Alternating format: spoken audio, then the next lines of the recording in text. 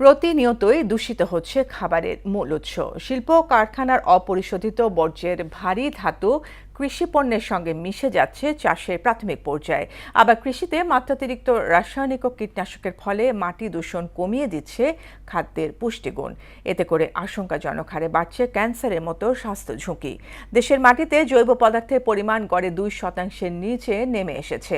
এতে করে মাটির স্বাস্থ্য সুরক্ষা ও টেকসই খাদ্য নিরাপত্তা নিশ্চিত করা বড় চ্যালেঞ্জ বলে মনে করছেন পরিবেশবিদরা। আরও জানাচ্ছেন উষা ফেরদৌস।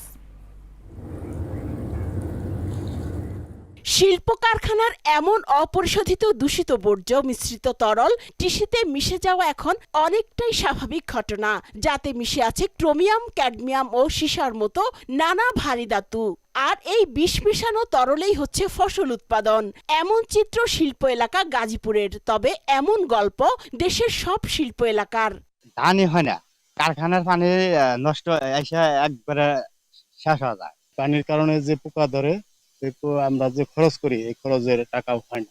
বাংলাদেশের কৃষি জমিতে রাসায়নিক সার ব্যবহারের পরিমাণ 2 দশকে আশঙ্কাজনক হারে বেড়েছে। 2022-23 অর্থ বছরে দেশে 81 লাখ হেক্টর কৃষি জমিতে 65.53 লাখ টন রাসায়নিক সার প্রয়োগ করা হয়েছে। 1972 সালে দেশে মোট কীটনাশকের ব্যবহার ছিল মাত্র 4000 মেট্রিক টন। আর 2022 সালে দেশে কীটনাশকের ব্যবহার প্রায় 40,000 মেট্রিক টনে গিয়ে দাঁড়ায়। অর্থাৎ 1972 সালের তুলনায় এটি 10 গুণ বেড়েছে। ওষুধ না দিলে কিছু হইব না, ওষুধ দিতে হবে, সার দিতে হবে, এরপরে কামলা বদলি আছে, লাস্টে কিছু সামান্য কিছু তাহলে থাকতে পারে, নাও থাকতে পারে। সার ছাড়া তো ফসল হয় না,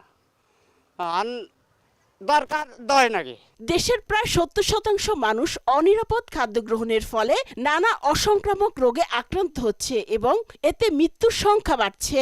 আর টক্সিক এলিমেন্টগুলো, হেভি মেটালগুলো অ্যাকুমুলেটেড হয়, পরবর্তীতে সেটি মানব শরীরে এসে বায়ো অ্যাকুমুলেশন হয় এবং মানুষ নানা রকমের খাদ্য দূষণজনিত হেলথ হ্যাজার্ডের মধ্যে পড়ে যায়। বর্তমানে ইনডাইজেশন, অ্যালার্জি, বিভিন্ন রকমের ক্যান্সারের ও ঝুঁকি তৈরি করছে এই ইন্ডাস্ট্রিয়াল পলিউশনের কারণে।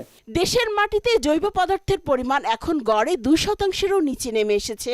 এর ফলে মাটির স্বাস্থ্য সুরক্ষা ও টেকসই খাদ্য নিরাপত্তা নিশ্চিত করা এক বিশাল চ্যালেঞ্জে পরিণত হয়েছে। আমাদের প্রত্যেক দিনের যেই মূল খাদ্য যেটি ধান, শাক সবজি, মাছ, এমনকি মাংস, এগুলো বিভিন্নভাবে কন্টামিনেটেড হয়েছে। আর এই কন্টামিনেশনের পিছনে ইন্ডাস্ট্রিয়াল পলিউশন অন্যতমভাবে দায়ী।